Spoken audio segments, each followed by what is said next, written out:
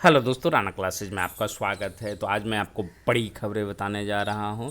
तो इस वीडियो को शुरू से अंत तक देखना ना भूलें।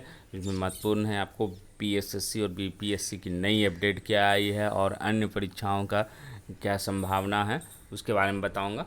तो इस वीडियो को शुरू से अंत तक देखें। तो जेई काउंसलिंग सितंबर के दूसरे सप्ताह में शुरू होगा। इसके लिए बिहार तकनीकी सेवा आयोग चिकित्सकों की काउंसलिंग का रिजल्ट प्रकाशित करने के तुरंत बाद तैयारी शुरू कर देगा। जेई की लगभग 6,000 वैकेंसी के लिए 2 चरणों में लगभग 98,000 जूनियर इंजीनियरों ने आवेदन दिया है।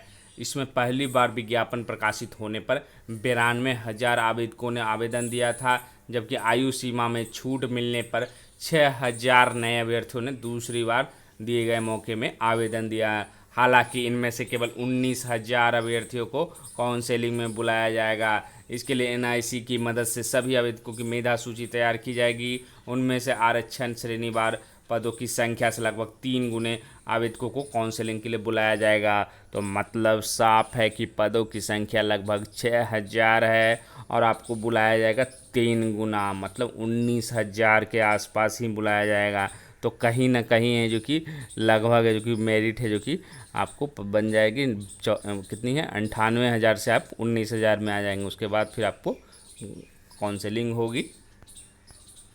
3 महीने चलेगी काउंसलिंग। तो जेई काउंसलिंग में अभ्यर्थियों की संख्या 19,000 होगी, जबकि सोशल डिस्टेंसिंग के अनुपालन के लिए अधिकतम क्षमता 40 से 50% तक अभ्यर्थियों को ही एक दिन में काउंसलिंग के लिए बुलाया जा सकेगा। ऐसे में एक महीना में 6,000 से अधिक अभ्यर्थियों की काउंसलिंग संभव नहीं हो पाएगी और उसे पूरा होने में लगभग 3.25 महीना लगेगा।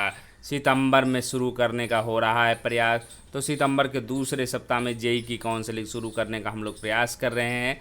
अधिक संख्या में अभ्यर्थियों के होने के कारण यह 3 महीने से अधिक लंबा चलेगा और इस दौरान सोशल डिस्टेंसिंग के पालन पर हम लोग विशेष ध्यान देंगे।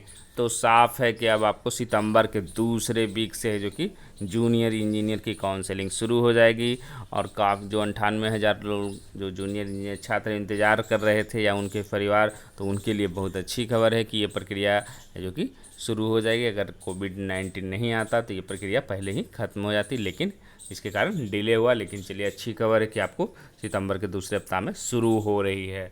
अब आते हैं दूसरे खबर पर। एनटीए, इसका बहुत चर्चा चल रही है। तो एनटीए बोला तय समय पर जेई मेंस और नीट एडमिट कार्ड जल्द जारी होंगे। तो कोरोना महामारी के बीच अब विभिन्न संस्थानों में नामांकन के लिए प्रवेश परीक्षा शुरू करने की प्रक्रिया तेज हो गई है। इसी कड़ी में 29 अगस्त को होने वाली national aptitude test in architecture NATA परीक्षा के एडमिट कार्ड जारी कर दिए गए हैं। यह परीक्षा 2 चरणों में ऑनलाइन होगी। पहला टेस्ट 29 अगस्त को है। दूसरी तरफ नीट यूजी व जेई मेंस टालने की गुजारिश के बीच एनटीए ने स्पष्ट किया कि परीक्षा तय शेड्यूल के मुताबिक हुई होगी। मतलब जेई मेंस 1 से 6 सितंबर तक और नीट 13 सितंबर तक आयोजित होगी। एडमिट कार्ड जल्द जारी किए जाएंगे। परीक्षा को रोकने की मांग सुप्रीम कोर्ट के फैसले का हवाला दिया। एसटीए ने सूत्रों ने कहा कि 99% छात्रों को सेंटर के रूप में उनके द्वारा चयन किए गए पहले शहर को प्राथमिकता देने की कोशिश होगी। कोरोना महामारी के मद्देनजर परीक्षा केंद्रों की संख्या बढ़ाने, एक सीट छोड़ने कर बैठाने, प्रत्येक कमरे में कम उम्मीदवारों को बैठाने और प्रवेश निकास के लिए अलग व्यवस्था की जाएगी। इससे पहले एनटीए ने परीक्षा के लिए गाइडलाइन भी जारी की थी। तो क्या क्या गाइडलाइन रहेगा? मास्क और दस्ताने हैं जो कि ज़रूरी होंगे। पारदर्शी बोतल में लाना होगा पानी। हैंड सैनिटाइजर की खुद करनी होगी व्यवस्था। छात्रों की परीक्षा केंद्र पर आने के लिए मिलेगा रिपोर्टिंग स्लॉट। केंद्र पर सभी की थर्मल स्क्रीनिंग होगी। तापमान सामान्य से ऊपर रहा तो अलग कमरे में देनी होगी परीक्षा। छात्र को स्व प्रमाण पत्र देना होगा कि उनके कोरोना के लक्षण नहीं हैं। दिशा निर्देशों को उल्लंघन करने पर परीक्षा केंद्र में प्रवेश नहीं मिलेगा।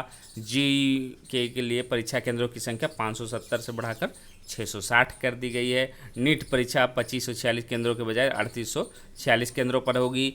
जेई मेन परीक्षा के लिए पालियों की संख्या 8 से बढ़ाकर 12 की गई है। तो कितने लाख लोगों ने रजिस्ट्रेशन कराया था?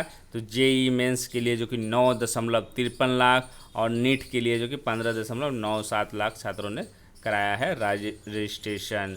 तो ये एक खबर है कि आपको परीक्षा होने की संभावना है। तो अन्य परीक्षाएं जो बिहार की है, चाहे दरोगा की हो, मेंस की हो, या आपको बीएसएससी इंटर लेवल मेंस, तो थोड़ी बहुत संभावना है जो कि बढ़ी है। अब आते हैं दूसरे खबर पर। यूपीएससी सितंबर में 2 बड़ी परीक्षा होगी। तो उत्तर प्रदेश लोक सेवा आयोग में 2 बड़ी परीक्षाओं के अंतिम चयन का परिणाम जारी करेगा। इनमें पीसीएस 2018 और सहायक वन संरक्षक क्षेत्रीय वन 2017 शामिल है। पीसीएस 2018 की इंटरव्यू प्रक्रिया मंगलवार को पूरी हो गई, जबकि एसीआर आरोपी की इंटरव्यू 1 से 4 सितंबर तक आयोजित किया जाएगा। पीसीएस के 988 पदों पर भर्ती के लिए इंटरव्यू 15 जुलाई से शुरू हुआ था। इंटरव्यू में शामिल होने के लिए 2669 अभ्यर्थियों को मुख्य परीक्षा में सफल घोषित किया गया था। अक्टूबर 2019 को ही मुख्य परीक्षा 16,738 अभ्यर्थी शामिल हुए थे। उत्तर प्रदेश लोक सेवा आयोग इस बार पीसीएस 18 मुख्य परीक्षा बदले पैटर्न पर आयोजित की थी। यह पहली पीसीएस परीक्षा है जो संघ लोक सेवा आयोग के तर्ज पर आयोजित की गई थी। इस परीक्षा में तमाम बड़े बदलाव किए गए थे। मुख्य प्रश्नों का पत्रों का प्रारूप भी बदला गया था। पीसीएस 2018 में इंटरव्यू में भी बदलाव किया गया था। साक्षात्कार 200 के बजाय 100 अंकों का कर दिया गया था। विशेषज्ञों का मानना है कि परीक्षा परिणाम पर इन बदलावों का असर देखने को मिलेगा। अंतिम चयन परिणाम सितंबर के मध्य तक घोषित किए जाने की तैयारी है। दूसरी ओर 1 से 4 सितंबर तक एसीएफ आरएफओ 2017 अभ्यर्थियों का इंटरव्यू होने जा रहा है। एसीएफ आरएफओ के 137 पदों पर चयन होना है। इनमें से सामान्य के 65, विशेषज्ञ विशेष चयन के लिए 72 पद शामिल हैं। इन पदों पर भर्ती के लिए मुख्य परीक्षा 10 से 24 सितंबर 2018 में आयोजित की गई थी, जिसमें जो कि 1819 अभ्यर्थी शामिल हुए थे। तो मतलब साफ है कि परीक्षा सितंबर के मध्य तक है जो कि जारी किए जाने की आपको उम्मीद है पीसीएफ के, एसीएफ आरएफओ को। और मुख्य परीक्षा का परिणाम अगस्त 2020 में, जिनमें इंटरव्यू के लिए 333 अभ्यर्थियों को, मतलब इसका परीक्षा है जो कि सितंबर सेकेंड वीक में है, जो कि सितंबर में 2 बड़ी परीक्षाओं का रिजल्ट है जो कि आ सकता है। उसके बाद क्या है, परीक्षा केंद्रों का विकल्प देने की तारीख कल तक बढ़ी। तो यूपीएससी ने समीक्षा अधिकारी, सहायक समीक्षा अधिकारी अभ्यर्थियों को परीक्षा केंद्र का विकल्प देने की तिथि 27 अगस्त तक बढ़ा दी है। ऐसे में अभ्यर्थियों को अब 2 दिन का अतिरिक्त समय मिल सकेगा। पहले इसके लिए 25 अगस्त तक अंतिम तिथि निर्धारित की गई थी। ARO 2016 के लिए 3,85,191 अभ्यर्थियों को आवेदन किए थे। वर्ष 2016 में हुई प्रारंभिक परीक्षा पेपर लीक मामले में निरस्त कर दी गई थी। प्रारंभिक परीक्षा अब नए सिरे से 20 सितंबर को आयोजित की जानी थी, जो अब है जो कि 27 अगस्त को है जो कि हो गया। और 17 शहर को है जो कि परीक्षा केंद्र जो कि बनाए गए हैं। प्रयागराज, आगरा, अयोध्या, आजमगढ़, बाराबंकी, बरेली, गाजियाबाद, गोरखपुर, जौनपुर, झांसी, कानपुर नगर, लखनऊ, मथुरा, मेरठ, मुरादाबाद, रायबरेली एवं वाराणसी में परीक्षा केंद्र बनाए गए। अब आते हैं बीएसएससी की क्या अपडेट है, नई अपडेट। तो बीएसएससी का आप अपडेट देख रहे हैं।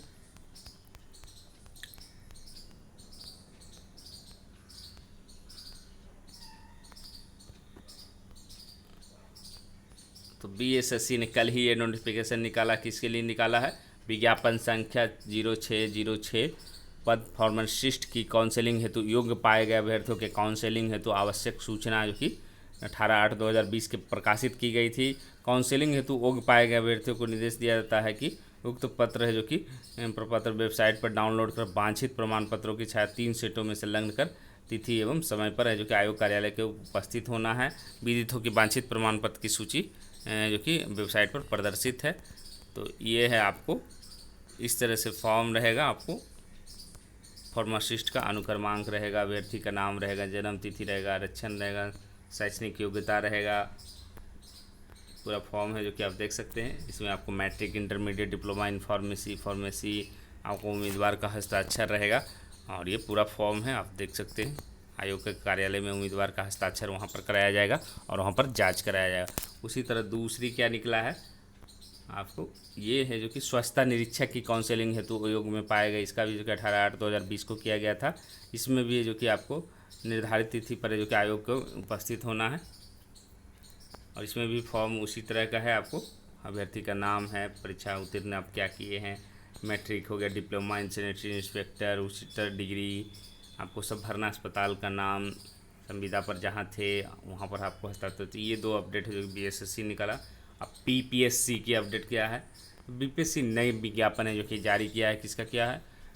राजकीय अभियंत्रण महाविद्यालयों में प्राध्यापक भौतिकी के कुल 8 पदों पर विज्ञापन निकला है। और इसमें वेतन स्तर क्या है रहेगा? 14, 1,44,200। इसकी योग्यता क्या रहेगा? भौतिकी में पीएचडी डिग्री तथा भौतिकी में स्नातक अथवा निष्णात स्तर पर प्रथम श्रेणी अथवा समकक्ष होना चाहिए।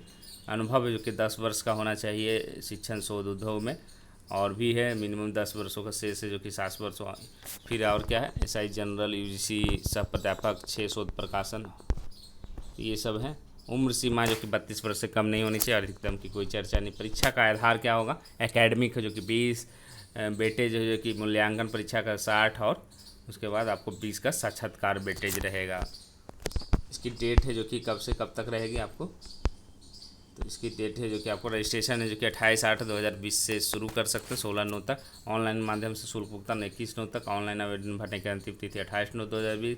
आयोग के स्पीड पोस्ट पहुँचने के 6/5/10/2000 के अपराह्न 5 बजे तक इसको भर सकते हैं। ये बहाली है जो कि आपको निकली है।